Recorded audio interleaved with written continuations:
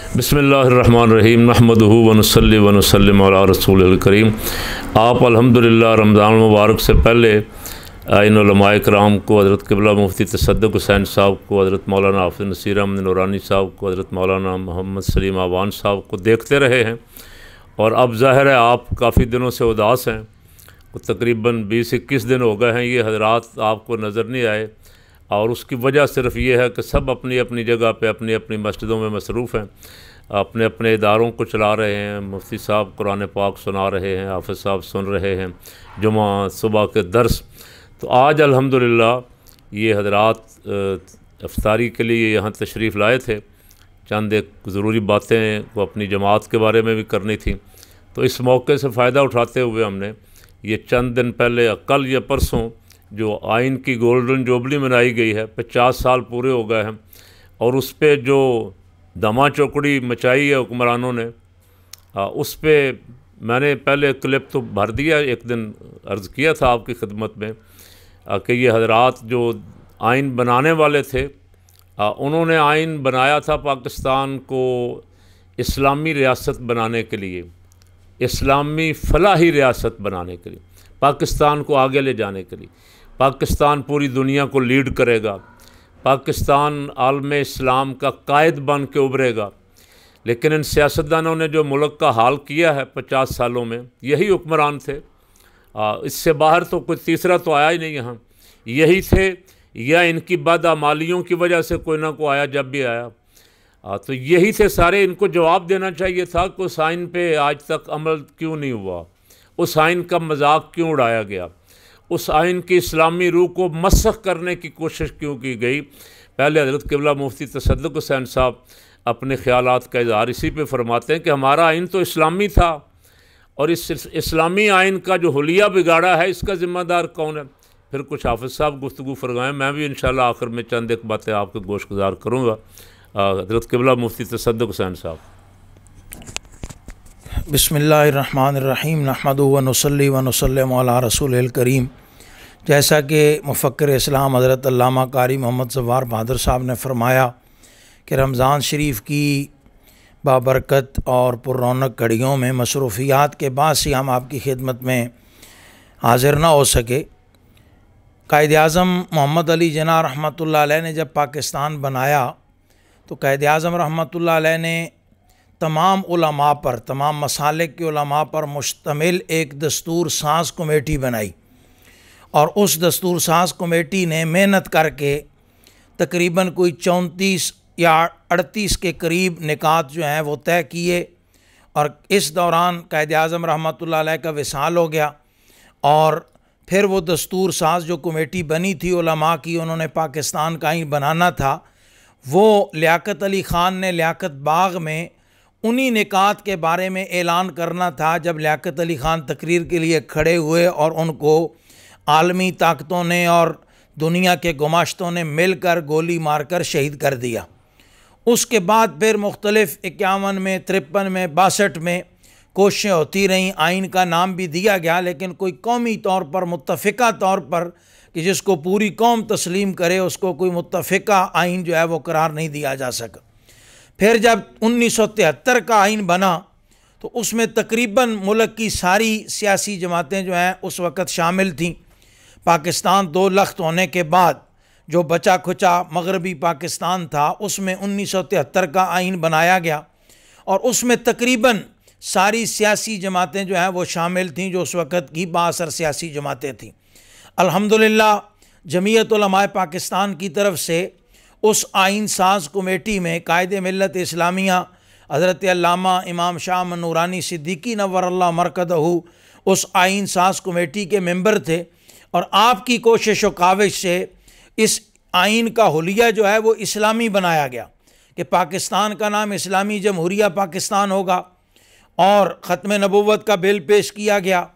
उसके अलावा इस्लामी शिक्कें जो हैं बहुत सारी पेश की गईं, और सबसे बड़ी बात मुसलमान की तारीफ़, वज़ीर आज़म, सदर और चेयरमैन सेनेट वगैरह का हलफ, और सबसे बड़ी बात कि 1973 के आइन की जो सबसे पहली शिक है, जो पहला मतलब कि क्लास है, वो ये है कि पाकिस्तान के पूरे निज़ाम को कुरान और सुन्नत के मुताबिक जो है वो ढाला जाएगा। ये सबसे बड़ी 1973 के आइन की शेक है। लेकिन शूमी किस्मत कि जिस जुल्फ़कार अली भुट्टो ने अल्लामा नूरानी रहमतुल्लाह अलैह की क़ियादत में मुत्तफ़िका तौर पर पार्लियामेंट में कादियानियों को काफिर करार दिया, उसी भुट्टो के नाम लेने वाले पीपल्स पार्टी में शामिल लोग आज कादियानियों के हम नवा बने खड़े हैं। और मियाँ साहब तो खैर चलें, शुरू दिन से कादियानियों को बहन भाई कहते हैं कि ये हमारे बहन भाई हैं, वो भी कादियानियों के हम नवा हैं।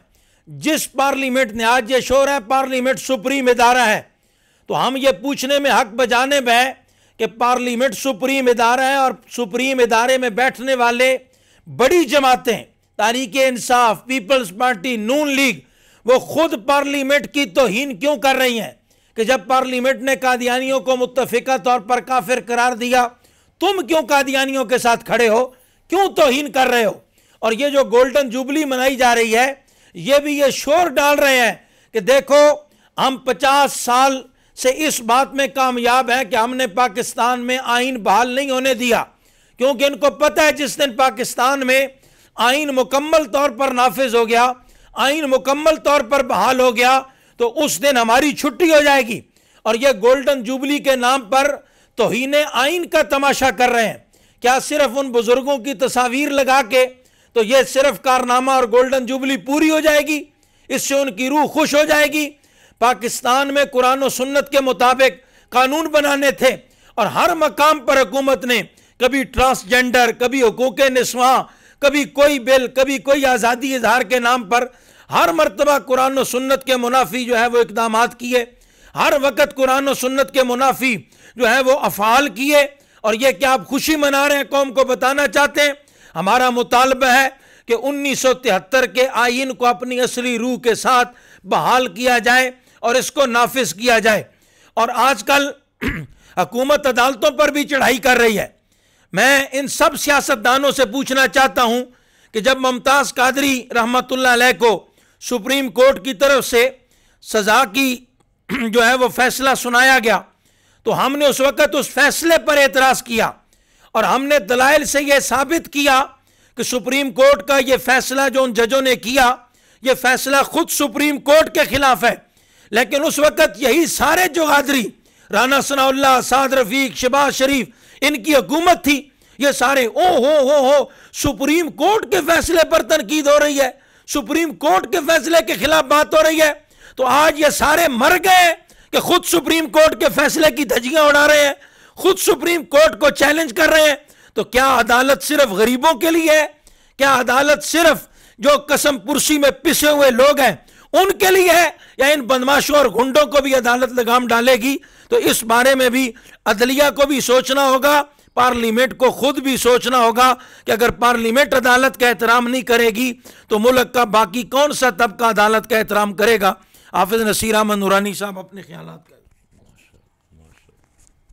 करें। बिस्मिल्लाहिर्रहमानिर्रहीम। इन अय्याम में इक़्तिदार में बैठे हुए लोग 50 साला गोल्डन जुबली मना रहे हैं और कह रहे हैं कि 1973 का आइन कि हम मुहाफ़िज़ हैं, जबकि बात बिल्कुल इसके उलट है। 1973 के आइन के मुहाफ़िज़ होने के दावेदारों ने हर दौर में कोशिश की इस आइन के साथ खिलवाड़ किया जाए। बेनज़ीर भुट्टो ने अपने दौर में इस आइन की इस्लामी शिक्कें बदलने की कोशिश की। इमाम शाह नूरानी सिद्दीकी रहमतुल्लाह अलैह की अपील पर पूरे मुल्क में दीनी जमातों को साथ मिला के पहिया जाम हड़ताल की गई। हुकूमत मजबूर हुई, उसने अपने बिल को वापस ले लिया। मियाँ साहब ने जो कुछ किया इस आइन के साथ वो सारी कौम जानती है।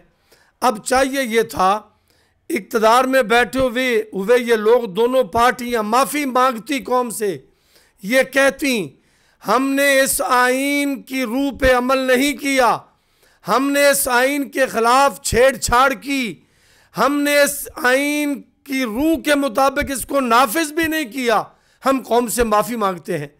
बजाय कौम से माफ़ी मांगने के कह रहे हैं बड़ी खुशी से हम गोल्डन जुबली मना रहे हैं।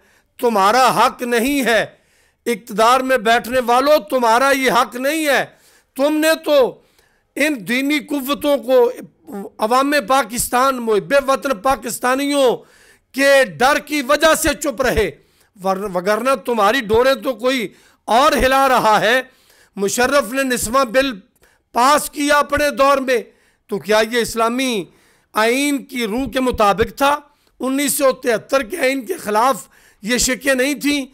मियाँ साहब ने अपने दौर में जो बिल असम्बली में पेश किया, जब स्पीकर अमीर अली साहब थे, कोई पार्लिमानी गालबन कोई कमेटी थी, उसके कोई ज़िम्मेदार थे, उनके पास बिल भी गया।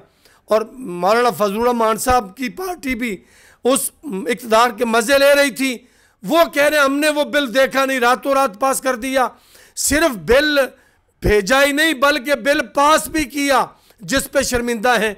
और फिर अब पिछले दिनों में ये ट्रांसजेंडर बिल पास किया, ये भी आइन, इस्लामी आइन की इस्लाम के ख़िलाफ़ है। इस्लामी 1973 के आइन में तो ये बात दर्ज है कि पाकिस्तान में कोई आइन कुरान और सुन्नत के ख़िलाफ़ नहीं बनाया जाएगा। तो कौन पूछती है ये जो आपने बिल पास किए हैं ये सारे इस्लामी हैं, इस आइन की रूह के मुताबिक हैं? 1973 के आइन की रूह के मुताबिक बिल है? नहीं, बिल्कुल नहीं। अब जो कुछ तुम चढ़ाई कर रहे हो सुप्रीम कोर्ट पे, जजों को तकसीम किया, यह तुम्हारा पुराना मशगला है। रफ़ीक तारड़ के ज़रिए जो तुमने बैग भेजे और सज्जाद अली शाह को के मुकाबले पे जज लाए, फिर उसको कोर्ट से निकाला, अब इस जज को भी निकालना चाहते हो। शर्म करो, आइन की गोल्डन जुबली ना मनाओ, डूब मरो और कौम से माफ़ी मांगो। तुम तो आइन से खिलवाड़ कर रहे हो। आइन कहता है जो इख्तियार आइन ने दिया सुप्रीम कोर्ट को, चीफ जस्टिस को, तो वो इस्तेमाल कर रहा है। वो कहता है पंजाब में आइनी तौर पे 90 दिन थे, 90 दिनों में पंजाब में इलेक्शन करवाओ, KPK में इलेक्शन करवाओ। सुप्रीम कोर्ट के 2 मरतबा ऑर्डर आ चुके हैं, तुम नहीं मान रहे। इसलिए ये गोल्डन जुबली तुम्हारा हक नहीं है। तुम बाज आ जाओ, कौम से माफ़ी मांगो और अल्लाह से, अल्लाह को ज़रूर माफ़ी मांगो और फिर दोबारा असर नौ इस आइन के तहफ़्फ़ुज़ का हलफ उठाओ, ताकि कौम को तुम्हारे पे कुछ ना कुछ यकीन हो जाए।